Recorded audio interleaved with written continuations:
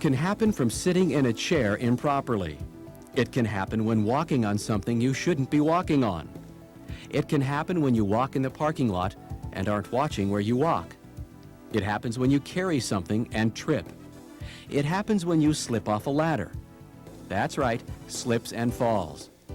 How does it happen, and how can you prevent it? Well, it's easy to see how it happens. You're not paying attention to where you're walking or what you're doing, and something happens to cause you to trip, slip, or fall. You need to know how you can prevent these accidents. First of all, it's important to understand that the vast majority of slips and falls occur because the person is not paying attention to where they are walking or what they're doing, and they either trip on something or the floor surface is slippery. We can describe slips and falls as a dual cause accident. We say dual because there may be two causes. First, the person wasn't paying attention. The second cause could be a slippery floor, an electrical cord that shouldn't have been there, or a number of other potential hazards. To reduce about 90% of slips and falls, just pay attention to what you're doing and be aware of your walking or sitting surfaces or positions, and you'll eliminate slips and falls. Okay, let's look at the other 10%, and we'll call these physical hazards that can cause slips and falls.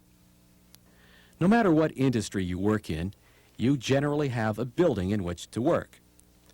The first step is to have a good maintenance program to keep the outside walking surfaces in good condition. A consistent sweeping program with either a push sweeper or a mechanical sweeper can reduce the level of dirt, grit, or sand in the parking lot and around entrances.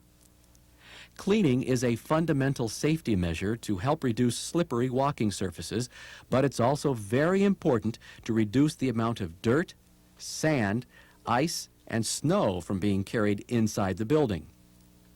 On the inside of the building, the first 15 to 25 feet from the entrance are the most important. This is where any dirt or other debris is carried into the building from the bottom of your shoes. Walk-off mats are recommended at the entrances to help clean your shoes as you walk inside. These mats wipe off dirt and moisture, which reduces the slippery shoe surfaces from the outside dirt. These mats should be about 15 to 25 feet long and should be wide enough to accommodate everyone walking through. Next, frequent cleaning of the walk-off mat is critical. If they're not cleaned frequently, dirt, grease, and moisture builds up, and instead of cleaning your shoes as you walk on the mat, they add slippery water, grease, and other things to the bottom of your shoes. A dirty walk-off mat is much worse than no mat at all. One word about mat cleaning. It's important to clean the top, but don't forget the bottom of the mat. Dirt under the mat can build up and cause the mat to slip or bunch up when you walk on it. Naturally, all walking surfaces must be kept clean. Think about the equipment that rolls over the same floor on which you walk. Forklifts, hand trucks, and other equipment can have grease, oil, solvents, and other debris on their tires and can make walking surfaces very slippery. Next, you need to pay attention to the type of wax that is applied to walking surfaces. Purchasing departments and maintenance personnel are generally very knowledgeable about types of wax, but watch out for contaminated wax. This means the wax is contaminated with bacteria and can cause good wax to become very slippery. That's why maintenance personnel are advised never to pour unused wax back into large wax containers. It doesn't take much bacteria to ruin a barrel of wax. The same thing applies when using the proper tools for cleaning. Always use clean wax applicators, clean mops, and other tools. You never use the same wax applicator or mop to clean up spills. Don't forget that all waxes are not created equal. There are different types of waxes for tile floors, concrete floors, and so on. Be sure you follow the manufacturer's recommendations as well when applying and using cleaning materials and waxes. Floor maintenance is very important, but it's everyone's responsibility. If you see a spill, clean it up.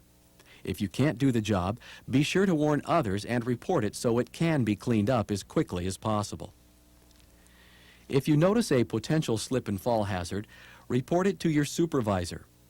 That hazard may have been there for over a year, and you walk past it every day assuming that someone will take care of it.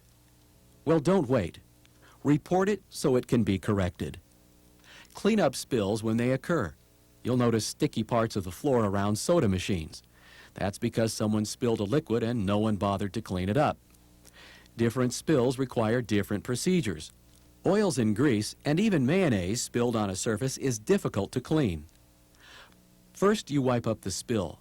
Then it may be necessary to use a gritty powder cleaner to get into the pores of the concrete or tile to remove the grease or oil. After that, you can then clean the powder cleaner. Just wiping with a mop doesn't always make the surface clean. We're not trying to make maintenance persons out of everyone, just some basic information to help you understand what it takes to keep floor surfaces free of slip and fall hazards. It requires your assistance. Okay, let's now look at something almost everyone does by instinct or habit. When you walk up or down stairs, hold the handrail. In case you slip or trip, the hand on the handrail will help prevent you from falling. This has been a safety habit since stairs were first introduced. There are some hazards associated with stairs: torn carpeting, damaged tread nosing, oily treads, and dirty stairs. Keep in mind that your shoes should be clean and non-slippery when walking up or down stairs. If your stairs need some attention, report it to your supervisor. Next, falls from ladders can be quite serious. Broken or damaged rungs can cause falls, but more than likely it will be greasy or slippery shoes. Also, a person will stand on the ladder improperly or stand on the top two steps, which will create a stability problem.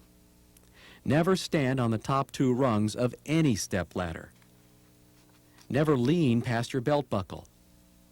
When you lean too far from the edge of any ladder, the center of gravity shifts, and the next thing you know, there will be an accident.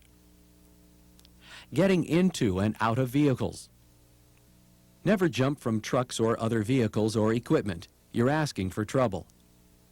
If you look at statistics, you'll find that most non-driving truck driver injuries result from getting into or out of their truck. They either don't hold on to handrails or they jump off their truck.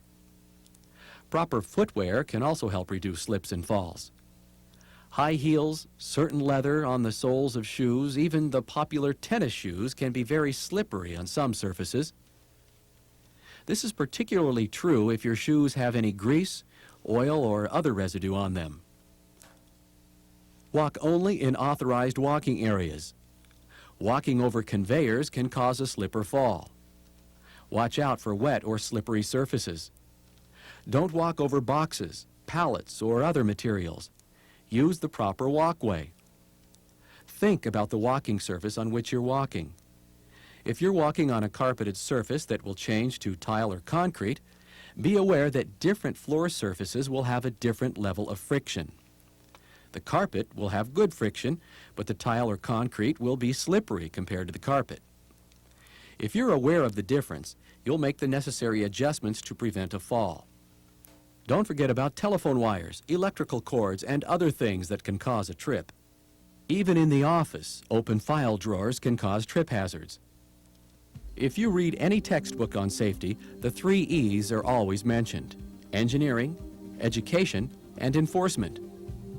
Engineering is correcting potential physical hazards or making your facility as free of defects as possible. Education is making sure that everyone is aware of safety and everyone is trained in accident prevention. In the case of slips and falls, it means paying attention to where you walk so slips and falls won't occur. The enforcement part of the equation means your company has safety rules and they are enforced. It's pretty simple: engineering, education, and enforcement. Words to live by. Well, that's about it. Not much else to say about slips and falls other than it's your responsibility. Be aware of potential slip and fall hazards, then take the necessary action to prevent them. Safety is a team effort, and we want you to do your part because it's important to the whole team. Thank you.